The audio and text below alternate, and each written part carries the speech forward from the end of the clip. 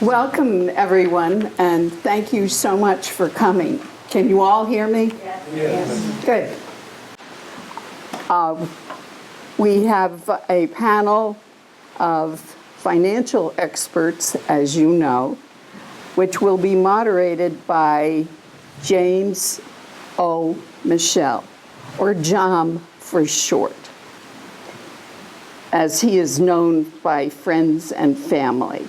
He spent most of his adult life working as a clinician and policymaker, trying to improve the publicly funded system of behavioral health care. More recently, alarmed by all that he's read on the topic, he has dedicated himself to building a movement capable of dealing with the looming crisis of climate change. And many of us here are also dedicated to that. He is founding member of the resistthepipeline.org, which we are also involved in with the Weymouth Compressor Station. It's ResistThePipeline.org is a grassroots organization dedicated to building resistance to the construction of Spectra Energy West Roxbury lateral spur. And again, I'll add the Weymouth Compressor Station. Because, right. He also serves on the core team of the 350 mass divestment campaign and has led or participated in several other divestment campaigns. So I will turn the meeting over to John. Joan. And thank you to Joan, to Turner, to Connie, to Gail, to the 350 Massachusetts South Shore Node for hosting this meeting. Proud to be working with you all. So we have a wonderful group of experts who are going to talk, I think, about sort of the moral, the philosophy behind the divestment movement, and get really down into some of the crunchy, granular issues of how it works on the individual portfolio level. And I will introduce each of our speakers. They'll go in sequence. I think we will roughly give them 10, 12 minutes each. They've got presentations prepared for you. We'll ask that we hold questions, although I don't think we're going to be rigid about that. I'm sure everyone, it's a small enough crowd. If we want to be interactive, I don't think our speakers are going to object. Before we start, though, on a scale of 1 to 5, where the ones think that climate change is a liberal hoax to grow the government, and 5 is, oh my God, how many people in this room are a 1? Any 2s? 3s? 4s? Are we all 5s? Yes. My people! It's so good to be with you. All right, so then if you're here and you understand, for me personally, I kind of jumped into this work really only the last 3-4 years, and divestment is such an incredible tool. I've worked on 5 campaigns. I sort of jumped into them all at the same time. I'm working on my state, Massachusetts. I'm working on my college, Harvard. They're not doing so well. I'm working on my little high school, which was I'm a child of privilege, went to a Northeast prep school. They're not doing so good. My church, we divested, UU Church in Jamaica Plain. Chuck and I are members. And my city passed a resolution, which they still need to do more. And what happens in the process of that is people start saying, well, what is this about? What do you mean climate change? And that's really the tool for us for movement building. So we have a great panel. Let's get right to it. Our first speaker is going to be my very good friend, Chuck Collins. So Chuck is a longtime activist. He is the founder of a group which you can look up on the web, Divest, Invest, Individual. which tries to help individual investors divesting from fossil fuels and helping them to invest in emerging and the new energy economy. He's a senior scholar at the Institute for Policy Studies based in D.C. He's basically the Boston office, where he directs the program on inequality for the common good. And he's a prolific author. There's a few of his books in the back. I have read several of them. I recommend it. The one coming up that I'm looking forward to is Born on Third Base. A one percenter makes the case for tackling inequality, bringing wealth home, and committing to the common good. He's worked with Bill Gates Sr. on he's co-author with Bill Gates Sr. of the book Wealth in Our Commonwealth, Why America Should Tax Accumulated Fortunes. And he really has been a leader on trying to stimulate sort of the next generation sharing economy. So without further ado, Chuck, please. Start clock. Thank you, Joan and John and Tucker. And so as John said, most of what I do in my day job is I work on these issues of growing inequality and how do we reverse that. But I should say I got interested in, and actually maybe I'll just point to you, Tucker, if you would advance. Turner, I'm sorry, Turner. I like to call him Tucker, though. Okay. Turner, you keep going to the next one. Just a little personal bio, which is about 30 years ago, I was at my own college. I was involved in the movement to get my college to divest from investments in South Africa apartheid. And Hampshire College, a small little college, Harvard, a number of schools divested. And Massachusetts was the first state pension fund that divested its $90 million in South African investments over a couple of years. Several other states followed suit. And it had a tremendous impact, which you may recall Nelson Mandela came to Boston in 1990 to thank our city. So that was just one experience I had. The other experience I had is I worked in my 20s with a group called the Institute for Policy Studies. You could go to the next one. Yep. Which I worked with mobile home park tenants to buy their parks and own them as cooperatives. And just this past month in New Hampshire, we did our 110th resident buyout. There's over 9,000 residents that now own their own mobile home parks. But initially, we couldn't get access to traditional credit.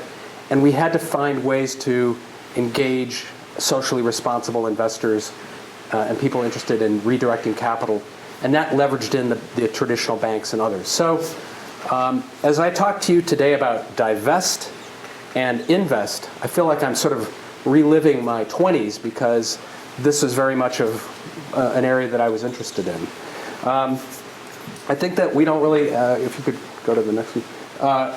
On the issue of climate change, I mean, I think that the context is we need to move rapidly to reduce our carbon consumption.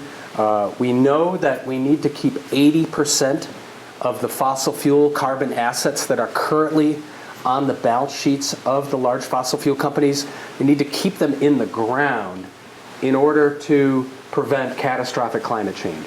So think about that. Exxon, all the big coal, all the big gas, all the big oil industries, if you just look at the assets that they currently own, the estimate is that we can only safely, I don't know what that means anymore, but we could only burn less than 20% of those without moving the Earth's temperature above 2 degrees centigrade. And now, based on the Paris meeting, we don't really want to go over 1.5 degrees centigrade is the new consensus. So we know that we're in an interesting situation.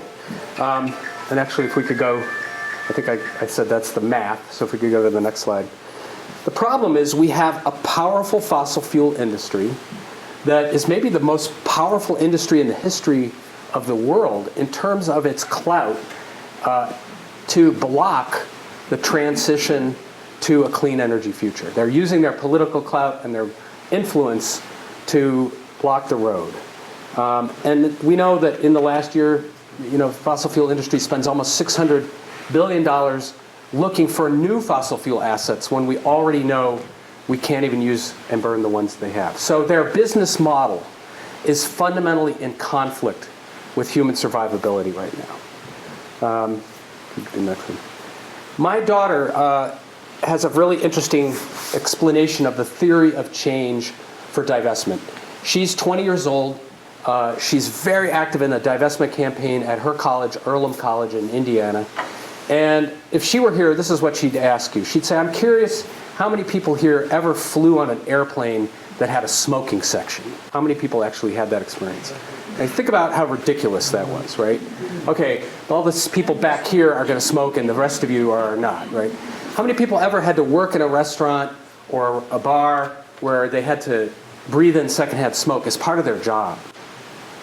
So how many people saw Joe Camel TV commercials advertising, So my daughter would say, I had none of those experiences. I've never been on a plane with smoke.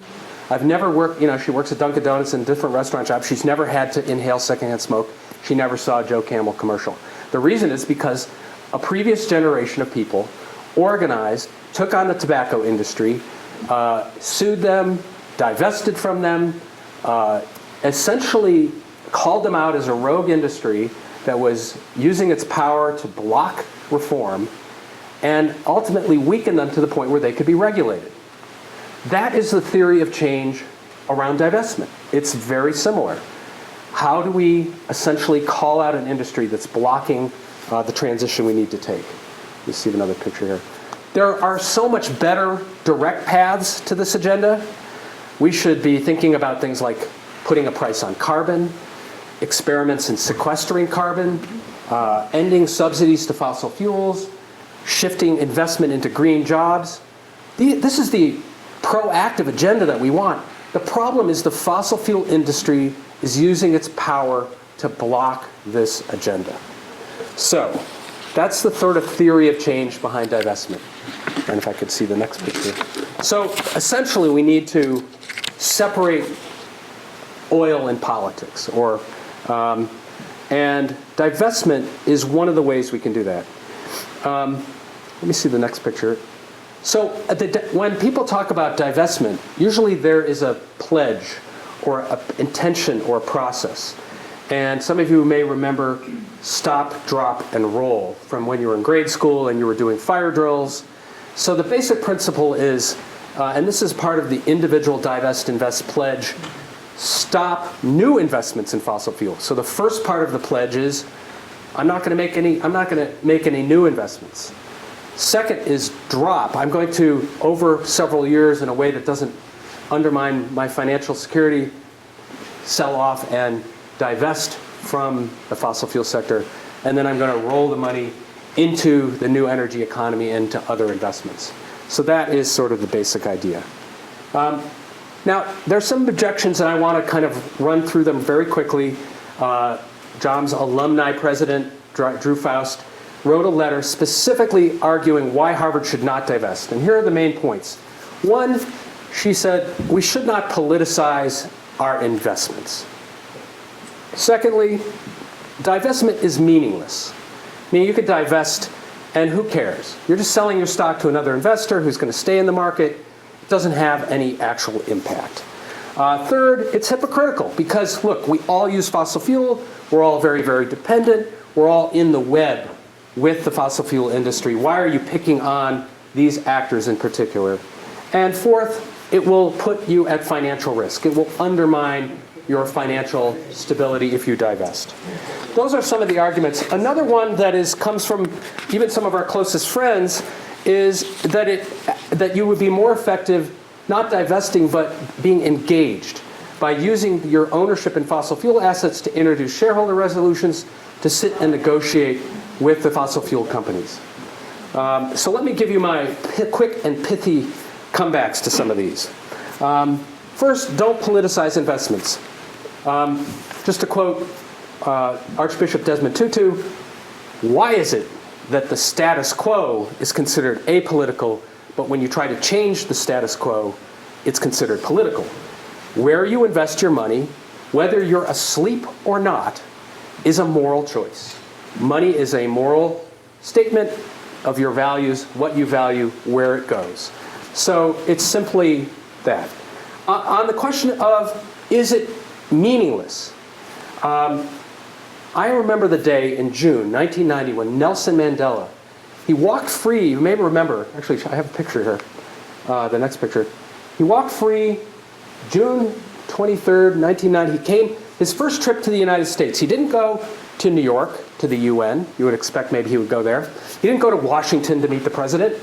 He came to Boston and stood on the Esplanade and said, the reason I am come to Boston first is to thank the people of Massachusetts who stood with us in our fight against apartheid in our darkest time. You divested as a city. You divested as a state. Harvard, Hampshire College were among the first. I'm there like going, did you say Hampshire College? He basically said that the divestment movement was one of the political forces that had an impact in ending apartheid. Now, so I take his word for that on the meaningless front, but it's also important to point out that tobacco and other divestment campaigns have a powerful impact. But they have to be, the action must be in conjunction with other parts of a social movement. So we can each make a divestment statement, but if we don't use it as a way to engage our neighbors, to have robust discussions, to have forums in our communities, it doesn't really have the power and impact that we hope. Third, hypocritical. This is actually an interesting point, which is, yes, we are all culpable here. We are all responsible. And so it's incumbent on each of us to think about ways to reduce our own individual carbon footprint, to align our lives with what we understand about the new climate science.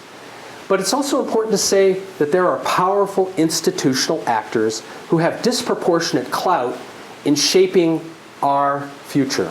I would have liked to have taken a train here to Hingham, but I wasn't able to. The schedule didn't work from Jamaica Plain. I would like to be able to drive a car that gets 150 miles a gallon. And there's a lot, I would like to have a public transportation system where I don't have to. But I don't, because powerful institutional actors have stood in the way of that. So one of the important things that the divestment movement has said is, look, there are some people who have greater responsibility here. We're all responsible, but these institutions have even more clout. On financial return, I'm going to leave it to Andrew and Leslie to talk more about sort of the issues around the financial return.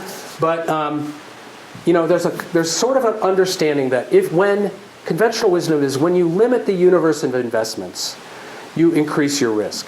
So if the entire pool of possible investments is this big, and you say, well, I'm not going to invest in gun makers, and I'm not going to invest in tobacco, and I'm not going to invest in this, you start to narrow that circle, and that increases your risk. And then it's a fiduciarily irresponsible thing to do that.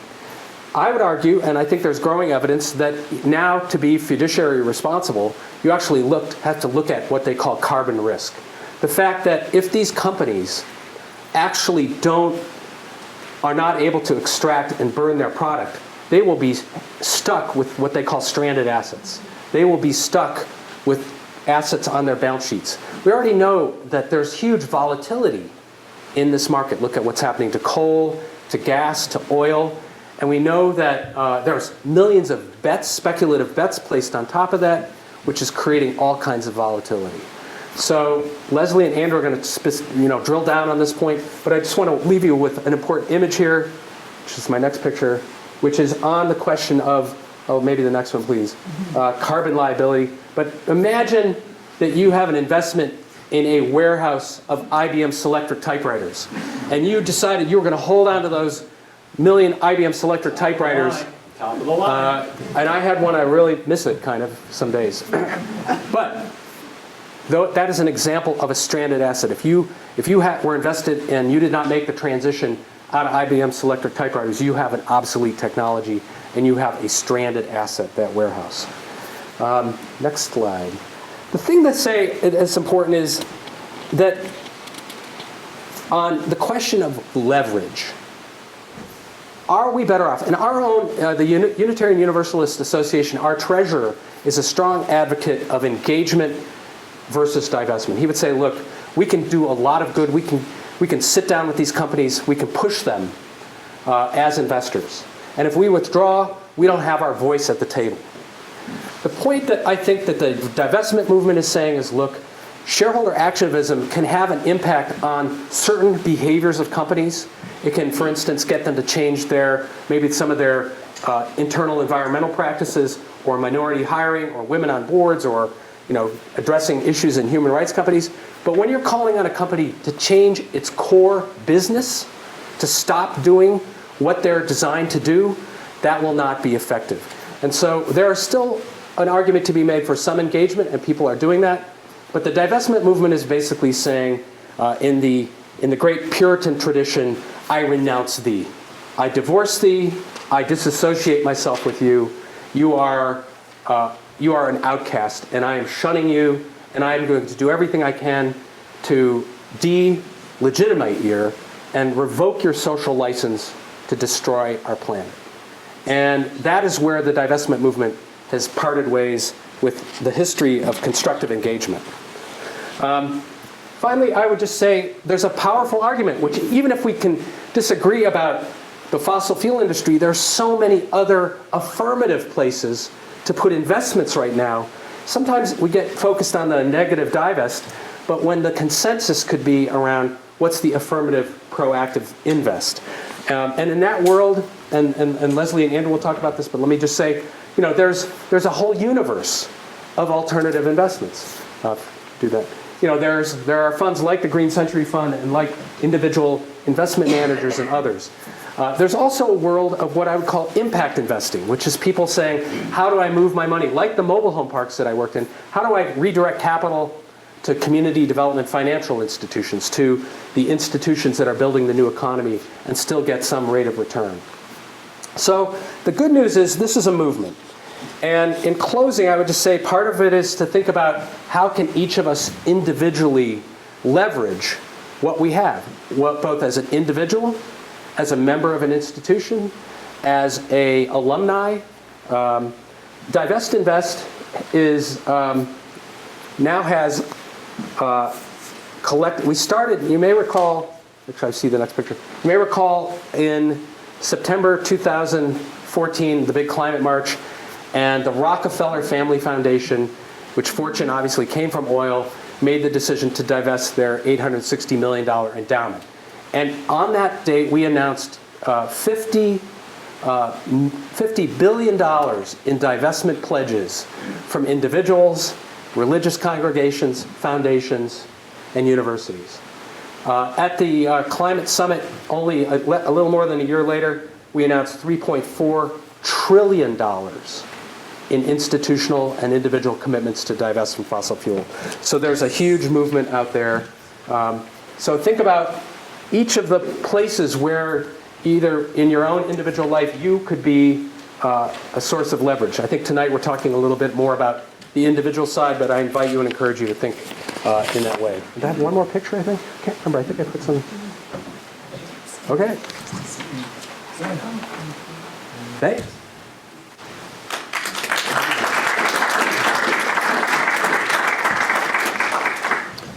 Thank you, Chuck.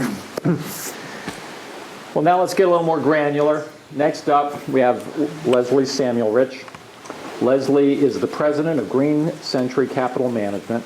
She has been for the last 4 years, following a 25-year career really working in the environmental and human rights nonprofit sector. Green Century is an advisor to 2 fossil fuel-free mutual funds, and they do a lot of good work, and they've been an incredible support actually to the statewide divestment campaign. So Leslie, please step up, and you're on. Thanks, John. You want to click for me? Yeah? All right. How's everyone doing tonight? Great. Great. Thank you for coming out on a rainy, kind of cold day. I'm happy to be here, and thank you very much for inviting me and Green Century. I really enjoy coming out and talking to people like yourselves who are interested in aligning their personal values with their investments, and then meeting new people, and then every once in a while, or actually pretty often, I meet someone like John, who actually has known about Green Century for a while, and we connect and get to meet each other in person. So that's really great. I'm going to run through this part more quickly because Chuck has done such an excellent job of covering it, but I'm doing a number of presentations this week, and we don't have a Chuck in every single one. So this is the moral and political alignment. Just to emphasize that, it's how you feel about the issues, what you want to be invested in, and what you don't want to be invested in. You can click forward. The financial reasons, again, I'm going to repeat some of them, and I'm going to show you in another slide or two a good study to look at over the long term what happens when you have a portfolio that has and has not fossil fuels. And you'll see that there's no negligible difference, which is, I think, a main reason people are hesitant to do it. And I know a main reason that financial advisors who aren't kind of clued into what this is about resist doing it. No, not yet. Can you go back to? There you go, thanks. So one of the reasons to invest fossil fuel free is that I'm going to have to do this. This is the reason that Chuck just talked about. So do people understand what stranded assets are? Okay, good. Does anyone want me to do more? No, okay. So there's the stranded assets argument. That is probably a little bit of a longer term argument. If you're holding this and there's a cap on those carbon reserves and they can't use them. The shorter term argument on the financial pieces is that the oil and gas companies, especially the oil companies, are continuing to pursue expensive drilling projects. And you may have seen that they've pulled back a little bit in the last year. But they've been basing their projects on recovering $80 or $90 a barrel for a cost of oil. And we know that it's selling it, lower than 30 and 20, and it's a very low price. And so there's no way that they're going to recover the amount of money that they're spending to extract that oil.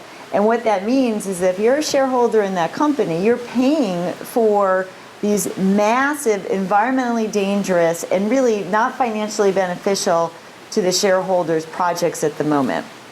And what that does is take more money away from what could be a dividend to you. So that is a very real, concrete piece in the short term around their capital expenditures. And then the flip side on the invest part is that if you are in the coal, oil, and gas industries, you are not investing as much in the kind of growing green economy. And it is such a quickly developing set of industries that you're not poised to take advantage of the next company or set of companies that are doing more wind or solar, or even something like a little less sexy like energy efficiency or batteries, or something that really has a higher demand, especially among younger generations, that their business is going to grow. That seems like it's the same slide. Okay, let's just keep going. This is the study. So this is a study that, can you see there's a red and a blue line? And the blue line, the red line is the S&P 500 over a very long time period. It goes from 89 through 2013. And you might go, why are you showing me this slide? It looks like basically a purple line. But the blue line is that same portfolio minus the fossil fuel companies. And you can see there are years, there's a little bit of a difference, and there's a little bit of a difference here. The red's higher here, the blue's higher here. But relatively, they become a purple line. So if looking in the past is not a prediction of what will happen in the future, but when people are making the argument that, we have to be invested in the energy sector, we have lost so much money. If you look at this particular study, you will see that, and there's multiple studies, and there's more coming out all the time, that look at there's a really very negligible difference between a portfolio that had fossil fuels and didn't. And I'm phrasing this in the sort of defensive way because that's where the argument starts. It's like, well, we have to be invested or like we'll lose our shirts kind of thing. And so this is a good slide to show someone in your family who isn't convinced, or your brother or sister or your financial advisor, if it's not one of our enlightened financial advisors about it, to show that there might be differences in a short time period. The oil and gas industry likes to quote like a very narrow time period where they perform better than the S&P, but most people are long-term investors. So please keep this in mind. And then you can always see the track records of the fossil fuel-free funds that exist to look at real track records by yourselves. There are only about 7 diversified fossil fuel-free funds in the U.S. as of right now out of the 9,000 funds, mutual funds that exist. Okay. This is more the defense on why what divestment doesn't have to do. I think that since we're focused on individual divestment, I'm not going to dwell on it, but this is a useful piece when people are going, it won't make a difference. It doesn't have to do everything. It doesn't have to solve climate change. It's just one of the strategies. And from an individual point of view, I bet a lot of you bike and recycle and grow fruits and vegetables and do lots of other things. But historically, people have sort of put a wall between all of that they do and then what they do with their investments. And it doesn't need to be a wall. But let's keep going because I'm the financial person today. So I just want to take a minute and then explain to you what divestment would mean. So Chuck talked about what the divestment ask is. But as there is more and more interest in this over the last 3.5 years, it's also getting, I think, a little bit more confusing for individuals to sort through what's out there. And there's no regulation on what any fund or firm can call whatever they offer. It's like the word natural if you put it on a product. So here's a simple guide. The core divestment ask from the 350 campaign and the global divestment campaign is divest from the top 100 coal companies and the top 100 oil companies that have the highest amount of carbon reserves. And it's just that simple. So if you don't invest in any more of those and start divesting from those, you are officially in the divestment campaign. And you can sign the Divest, Invest pledge, and you're counted among it. Now, what we have found is that once people start to go there, they don't usually feel like, that's great, I'm out of those 200, but I really would love still to be in fracking companies. You know, it just doesn't usually happen. But I still want to say this is what a lot of people who, not individuals sometimes, but also institutions that kind of want to be part of the divestment campaign, but are want to go a little bit more slowly. They start with this. Green Century is at this point, and we think this is the definition that we're arguing strongly should be the accepted definition. So it's in coal, oil, and gas companies, there's no extraction, exploration first, extraction, processing, or refining. And then there's no pipelines, which is what that's been a progression for us on it. And then there's no fossil fuel burning utilities. So there are some utilities that you wouldn't count as a coal company, but they're burning coal. So that is our definition. We do not go down the line and say, well, but what about the company that uses a lot of fossil fuels? Or what about the company that, like Target, that trucks a lot of things around in their big fleets? Or what about the airlines? Or what about this or that? And partially, we have a fossil fuel dependent economy. And if you're investing in the stock market, a lot of the companies are going to still be using fossil fuels. It's going to be a transition.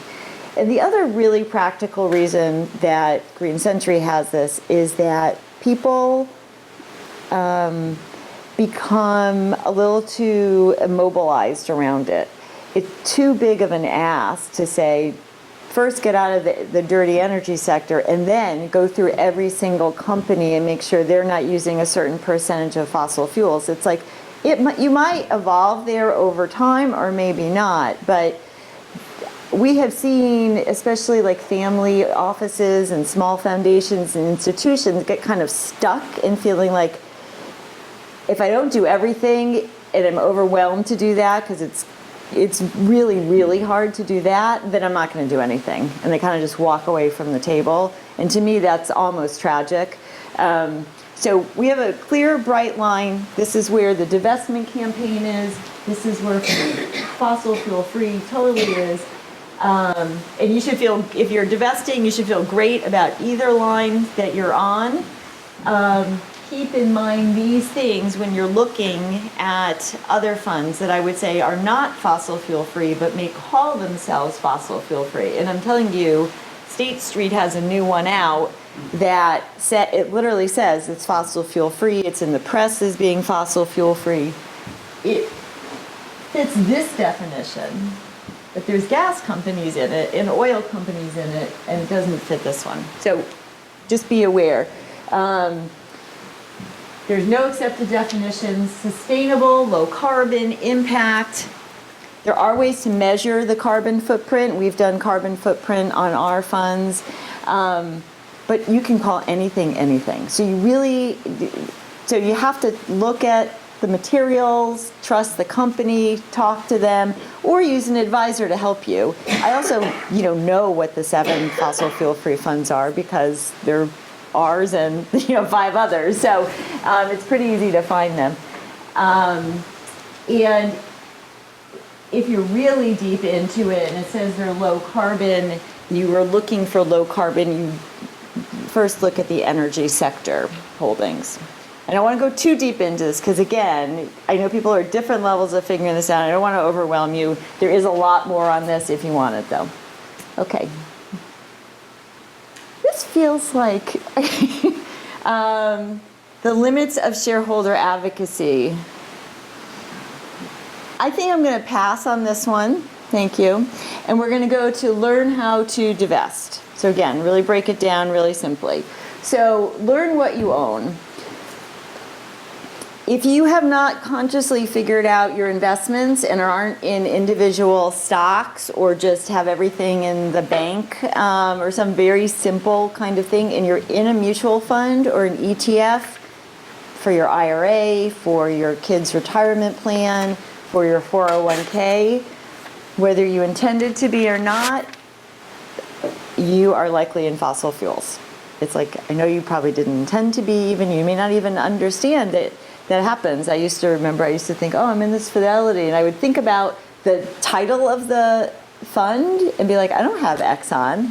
It's called the Contra Fund. Like that's what it is. And the underlying holdings, it's just people and all firms have been diversified across the energy sector. So that's just what it is. Then decide what you want to, again, exclude. The carbon 200, fossil fuel free.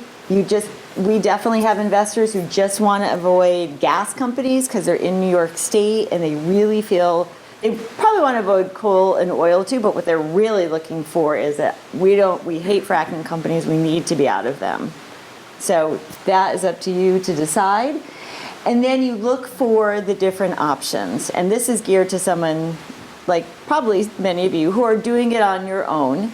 And are not yet working with an advisor, or maybe not work with an advisor. All this is on our website too, and I have this pretty multiple page guide in the back, and you can also download it on our website. But these are this lists other funds, different kinds of investments on Green America. This is a new tool. You can select which screens you want, like you just want the carbon 200, you want all fossil fuels, you want to include utilities, and then you click it and a list of funds comes up. The information is fed in from Morningstar, and some people find it super useful, and some people find it a little overwhelming with so many options. So that is just up for you. Again, there is this guide. We have a whole fossil fuel free page that walks through all of this for the individual investor. The things that I would consider, how am I doing on time? Okay. Would be to look at the track record of the fund or investment to see how it's performed in the past. Look at if it's an actively managed fund, who are those portfolio managers? So that means the people who are making the daily decisions about which stock is in. And for our balanced fund, for example, I was just at our sub-advisors this morning and deciding how much should be stocks and how much should be bonds. And then, 200,000 comes in today and they decide where, new companies. So, some managers are better than others. And then the last part would be the commitment to shareholder advocacy, which we touched a little bit about. Green Century does a lot of shareholder advocacy, which means we leverage our clout as an investor to make the companies more responsible. We do not do this any longer with fossil fuel companies because we had done it at the beginning. And for 5 years, while we still had a few number of gas companies in one of our funds, we worked very hard to get the gas companies to clean up to cap their drilling wells so methane didn't escape, to line their pits so the toxics wouldn't get into the water, to deal with the community truck issues they're going through and, disrupting towns and trashing the roads. And more and more of the issues around water sourcing. What we found was it was incredibly frustrating. We'd get one company to cap their wells but not deal at all with the water. Or we'd get one to say, okay, great, we'll only run our trucks during these times, but they wouldn't do anything about all the toxics and how much water they were using. And as Chuck mentioned, this was all around the if you thought fracking was a great idea, then you're kind of trying to tweak it. But, we never thought fracking was a great idea. So we decided, we're not making nearly enough progress on this. And the core problem is still that they are fracking. And there's, I think, more things that we're going to find out that are dangerous about that, especially around water sources. So from an investment point of view and just from a sort of environmental mutual point of view, we divested of those a little while ago in the equity fund, and that's it. Some of the responsible environmental mutual funds do advocacy. We do a lot around forest protection and clean energy in particular. We have 2 funds. One is the equity fund. That's the longest running, it's based on the longest running sustainability index. And it's then has our own fossil fuel and carbon reserve screens on it. There's about 375 companies in that. And then the second one is the balanced fund. If people know what a balanced fund is, it's like stocks and bonds. The idea is that they try to balance each other out in different market circumstances. The balanced fund is more actively managed, so there's more sort of hand-picked companies that are solution-oriented in it. So there's 80 companies. And then in the bonds, 50% of the bonds now are green bonds, which means that they are funding climate mitigation projects. This is a picture of the largest solar project in Latin America. It's called La Paz or El Paz. My Spanish is failing me.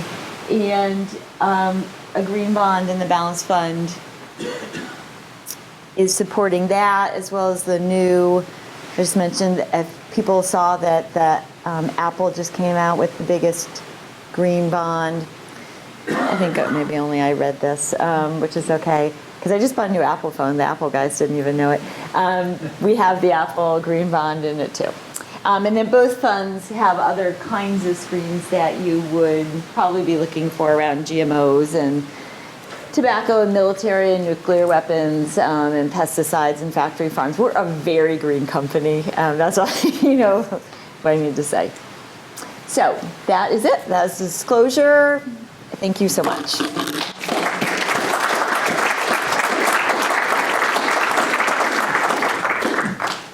Thank you, Leslie. All right, now the anchor leg. bringing it all home. Andrew Wetzel is the vice president and actually portfolio manager at FL Putnam. He's been there since 2003. He runs their research effort, which really looks into socially responsible investing, ESGs analysis, and he's gonna finish up for us. More depth, maybe. Yeah. Two things up front. One, I'm going to be the maybe the conservative voice, talk about risk, and my slides don't have pictures like Chuck's, so bear with me. I hope I don't get kicked out of the room for being too conservative or not having pretty enough slides. So, as John said, we're an investment management company. We have $1.4 billion in assets under management, and I've been managing portfolios with the firm for 8 years, and with the firm for the last 13 years. A cornerstone of our practice is environmental, social, and governance analysis and SRI investing. More than half of our clients have some ESG or SRI mandates, so it's a core part of what we do as a firm. Turner, if we can, here we are, okay. So SRI is socially responsible investing. So if you think back over time, we saw some slides on apartheid. It really got going back then. With a lot of investors trying to divest from South Africa and have press on change that way. It's built over time, and so that's a key part of what we do.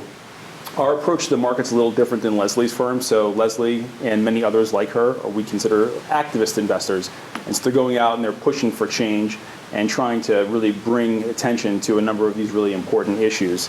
So we have great respect for Leslie and others like her, and really it's the great work that they've done over decades that has really laid the groundwork for some of the approaches that we see in the market today, ESG investing and other quantitative approaches. So very good work that they do.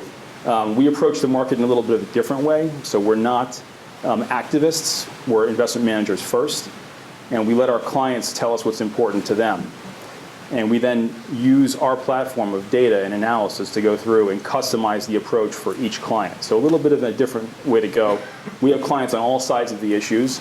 We have a couple up in Vermont, and we first met with them, and the wife said, I want absolutely nothing to do with nuclear energy in my portfolio. So I asked the husband, how do you feel about this? We have 2 accounts, we can manage them the same way. And he said, I read an article in the New York Times last week by the founder of Greenpeace, and he said that nuclear energy is, probably one of the key stepping stones to a lower carbon future. So I want to have this in my portfolio. He said, okay, well, we have one trust for the wife and one for the husband, and one has absolutely no nuclear energy, and one has an emphasis on it. So it's the ability to sort of have these discussions with our clients and go through the issues that's really attracted me to the firm. So it's a key part of what we do. So I'm going to take a step back and think about this and talk to you about this issue as if we were in a meeting and you were coming in to talk to us about putting your money with us. So I'm going to look at it from a fiduciary standpoint. So I have a duty as a fiduciary to think about risks and both sides of the issue.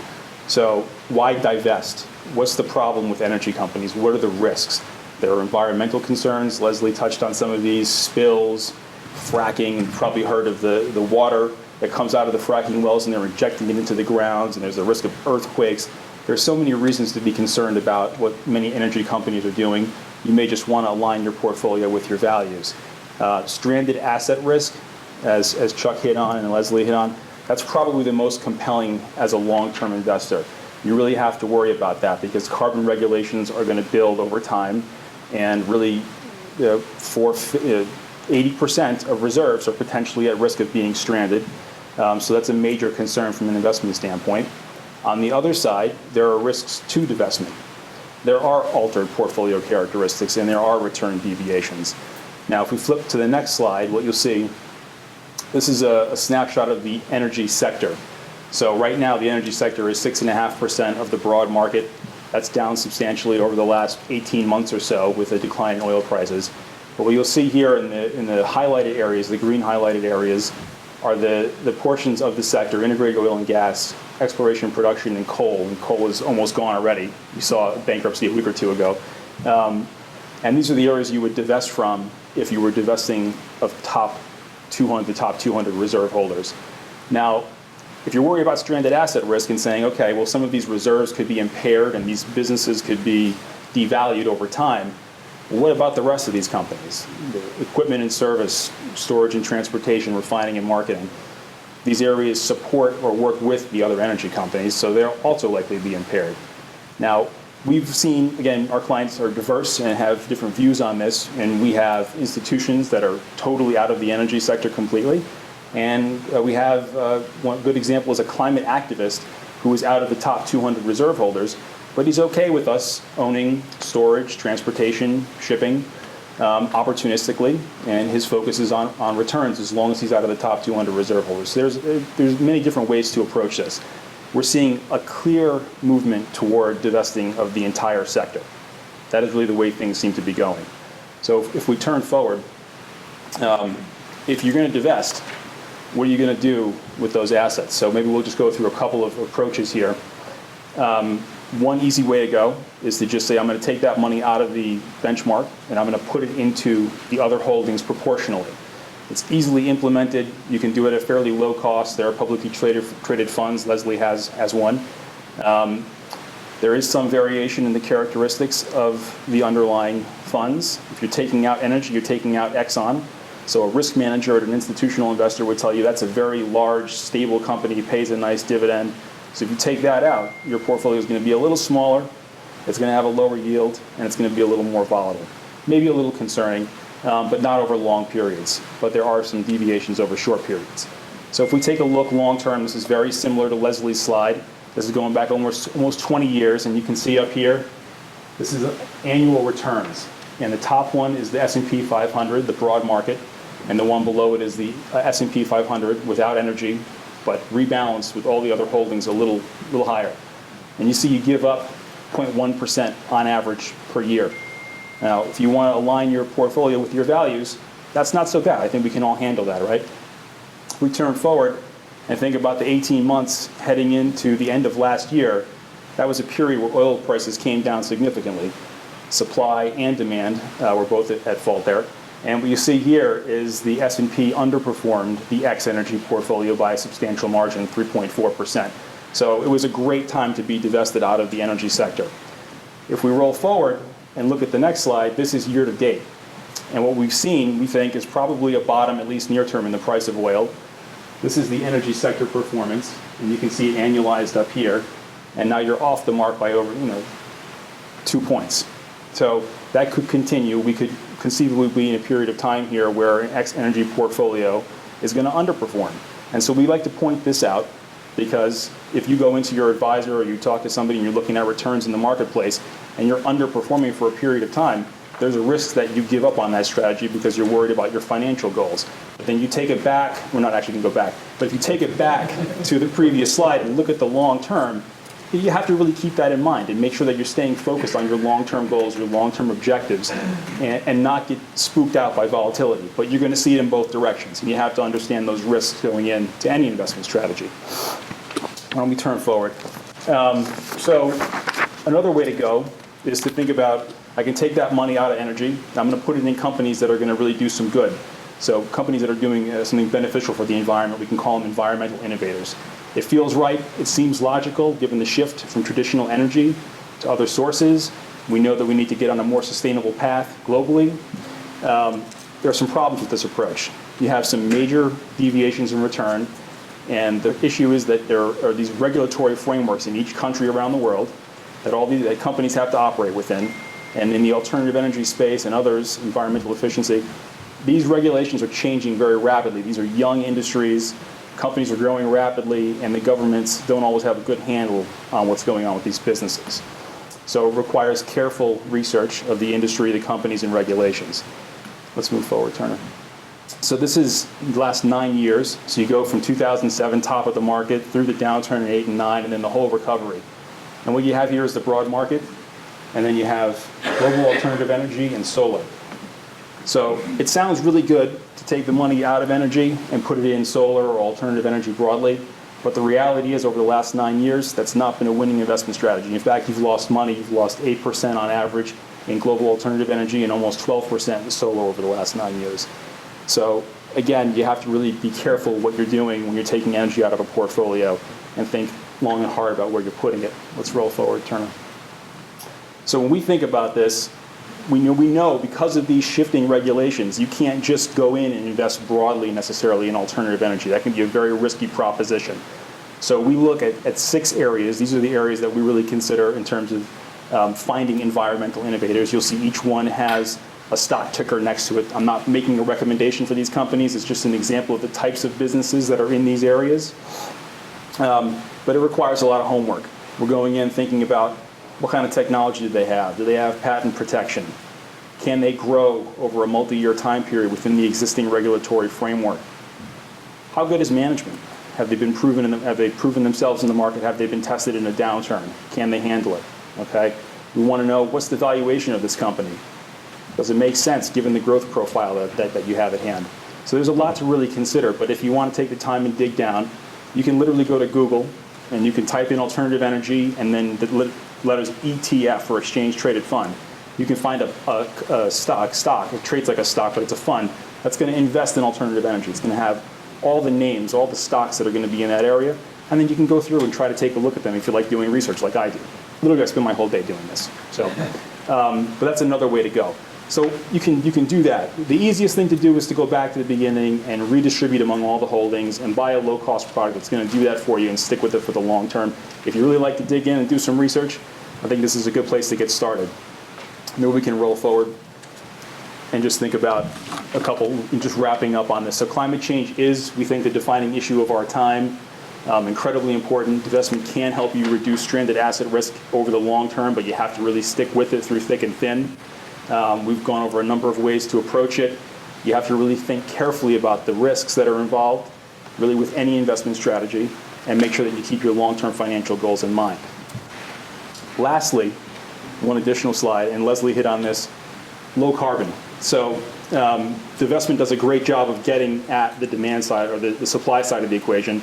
Demand is also important. And it's a little trickier maybe to get at, so put this slide up for you. There's good information here. You can see that really what it is, you have utility companies here as the top intensity and top emitters. Now intensity is how much, what do I emit to generate $1 million in sales?